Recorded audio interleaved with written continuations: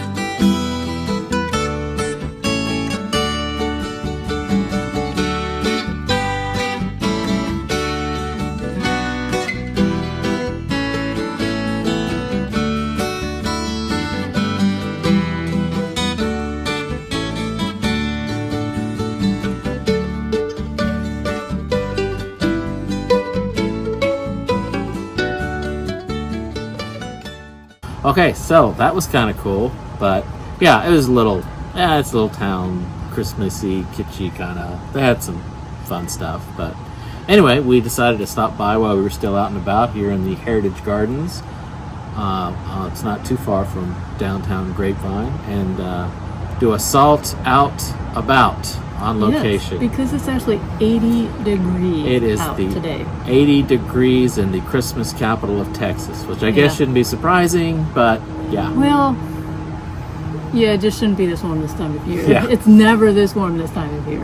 Yeah. At least not in the 5 years we've been. Yeah, and it's supposed to be warm the rest of the way, all the way through Christmas, they're telling us. So, but yeah, we didn't really come prepared I didn't bring tripods and mics and all the stuff, so Aspen is sitting there holding the phone, and we're just going to do it for fun because we're out and about. So here we are. Here we are. SALT in Grapevine, Texas. SALT in Grapevine, Texas. Yeah. So this last week, I was reading the news, and I read an interesting article that said they were starting up driverless trucks. Driverless trucks? In the Dallas-Fort Worth area, and they already did a trial run of that back in April, getting the trucks back and forth between Dallas and Houston, I think it was. And they want to set up a route between Fort Worth and El Paso and Fort Worth and Phoenix. Wow. Now, they say the trucks are already driving around Fort Worth. They do have human drivers still, not drivers I shouldn't say, but people that are there in case they might need to pull the truck over or get gas or something like that. But they do plan on making them all completely driverless? Completely driverless, yes. It seems like there's a little glitch still with getting gas. I would think that would be a problem. But they're working on that. They hope to make some robotic arms or something like that. And that's all we need. Yes, at least it's not flying. I know they're working on flying driverless cabs now, and that's all we need are flying driverless trucks. But yeah, anyway. Yeah. So anyways, the article said that possibly they would schedule at least some of the trucks to be driving at night, and so it would help to cut down on traffic. Because they said the average commuter in the Dallas-Fort Worth area spends 69 hours per year sitting in traffic. And I thought, oh wow, that sounds awful. 69 hours? Yeah. And so I thought, well, if you divided it up into, say, an 8-hour workday, that worked out between 8 to 9-ish hours per 8 to 9-ish hours per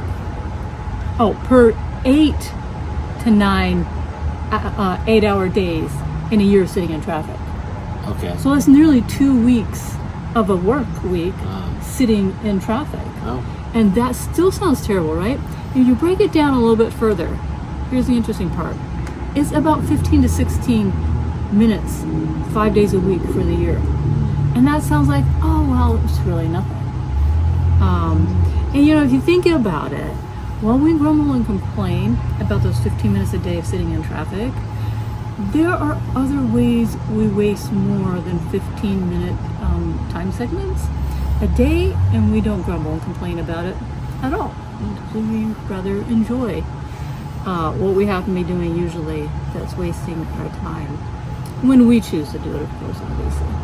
So we're going to turn to the story of the woman at the well for a moment.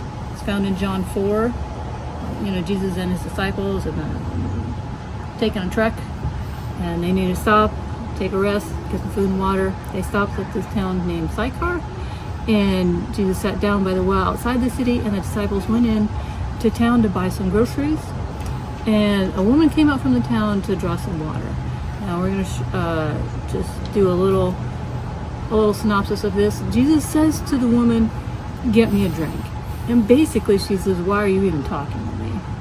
And Jesus says, "If you knew the gift of God and who it is you are talking to, you would have asked him, and he would have given you living water." Jesus isn't about to give up just because she questions him. He has the answer. In fact, he even started the conversation with the answer. Get me a drink. Once you get to the end of the story, the get me a drink request points out that yes, she can get him a physical drink of water, but she does not have her own salvation.